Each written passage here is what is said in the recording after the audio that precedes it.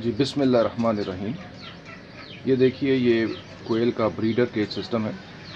ये आपको नज़र आ रहा है कि बटेर बड़े शौक़ से फीडर में से फीड ले रहे हैं और साथ ही ये ड्रिंकर लगे हुए हैं और आगे इसका एग कलेक्शन सिस्टम है।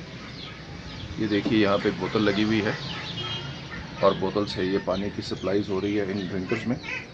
तो 24 आवर्स यहाँ पे पानी की सप्लाई रहती है और बटेरों के नीचे जो है वो वायर है, जिसमें जो भी वो उनकी ड्रॉपिंग्स होती हैं, बीटें होती हैं, वो नीचे गिर जाती हैं और अंडे जो हैं वो सामने एग कलेक्शन ट्रे में आ जाते हैं। और ये जो एक यूनिट है, इसमें तकरीबन 50 बटेर रखे जा सकते हैं और इसकी हाइट तकरीबन 1 फुट है और एक दूसरे के ऊपर लगाकर आप 6, 7, 8 मंजिला जितना चाहें आप ये बना सकते हैं और बड़ी मजबूत बॉडी है, यानी कि इसके अंदर बड़ी कामयाबी के साथ आप बटेरों को पाल सकते हैं।